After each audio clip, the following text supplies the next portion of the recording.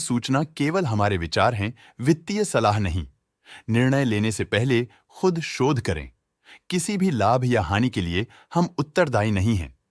आज हम देख रहे हैं केएसबी लिमिटेड के 2024-25 Q3 की consolidated financial performance. Starting with the sales, पिछले क्वार्टर से सेल्स में 18% का इंक्रीज हुआ है, मगर कंपनी ने पिछले साल के मुकाबले 20.5% का सेल्स इंक्रीज रिपोर्ट किया। Expenses 19% quarter on quarter increase हो गए हैं, जो साल भर के 20.5% के राइज के साथ अलाइन करता है।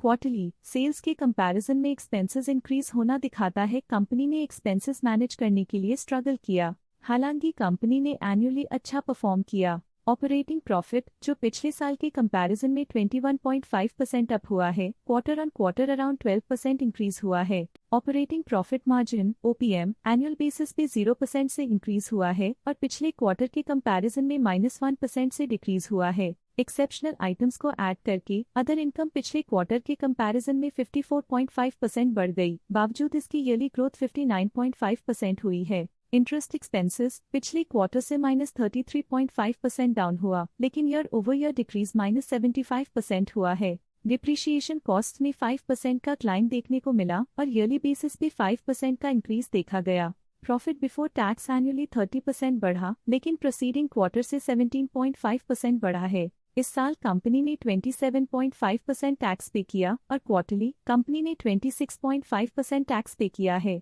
नेट प्रॉफिट ने ईयर ऑन ईयर 33% का इंक्रीज दिखाया, लेकिन लास्ट क्वार्टर से 18.5% का इंक्रीज हुआ है। इस क्वार्टर में कंपनी का परफॉर्मेंस ठीक रहा, ऑपरेशनल एफिशिएंसी में कुछ सुधार हुआ है।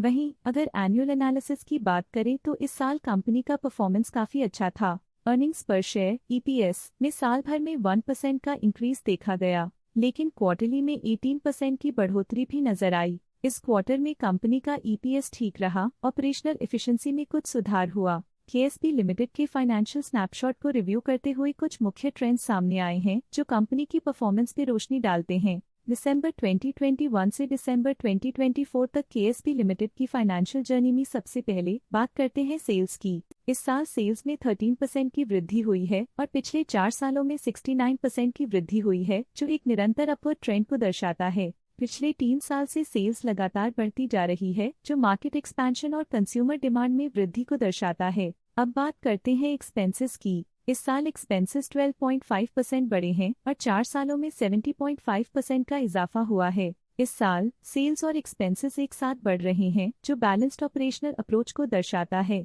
ऑपरेटिंग प्रॉफिट का सफर स्टेडली ऊपर चढ़ रहा है। इस साल 14.5% की बढ़ोतरी के साथ और पिछले 4 सालों में 60.5% का नोटिसेबल राइज हुआ है। पिछले 3 साल से ऑपरेटिंग प्रॉफिट लगातार बढ़ रहा है, जो कॉस्ट मैनेजमेंट और ऑपरेशनल कुशलता को दर्शाता है। नेट प्रॉफिट का सफर ऊपर की ओर चल पड़ा है। इस साल 18.5% की चढ़ाई के साथ पिछले 4 सालों में 65.5% की शानदार वृद्धि हुई है। पिछले 3 साल से नेट प्रॉफिट लगातार बढ़ रहा है, जो फाइनेंशियल हेल्थ को मजबूती देते हुए इन्वेस्टर्स का ध्यान आकर्षित करता है। इस साल ईपीएस में -7.5% की कमी के बावजूद लंबी अवधि में देखा जाए तो 29% की मजबूत वृद्धि हुई है। इस साल ईपीएस में कमी आने के बावजूद पिछले सालों की ग्रोथ कंपनी की मजबूत ओवरऑल परफॉर्मेंस को अंडरलाइन करती है। चलिए अब बात करते हैं शेयर होल्डिंग पैटर्न की।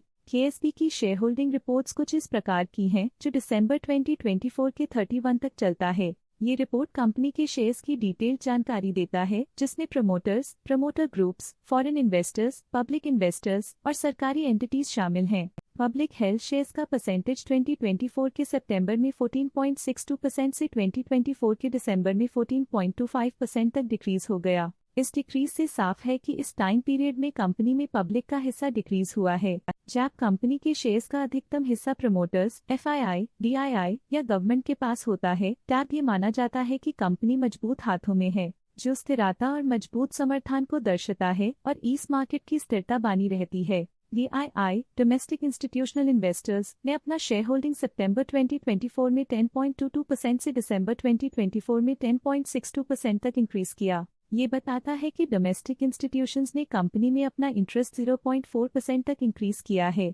फॉरेन इंस्टीट्यूशनल इन्वेस्टर्स के शेयर होल्डिंग में थोड़ा डिक्रीज आया 2024 के सितंबर से 2024 के दिसंबर में, जो दिखाता है कि फॉरेन इंस्टीट्यूशंस ने अपने स्टेक को क्वार्टर टू क्वार्टर -0.03 से डिक्रीज किया है। जिसे पता चलता है कि उन्होंने अपनी इन्वेस्टमेंट्स को पुल बैक किया है। ये था कंपनी का करंट शेयर होल्डिंग पैटर्न। आज के लिए फाइनेंशियल सेक्टर में इतना ही। देखने के लिए धन्यवाद। स्टॉक लेटेस्ट न्यूज अपडेट के लिए चैनल को सब्सक्राइब करें और वीडियो को लाइक एंड शेयर करें।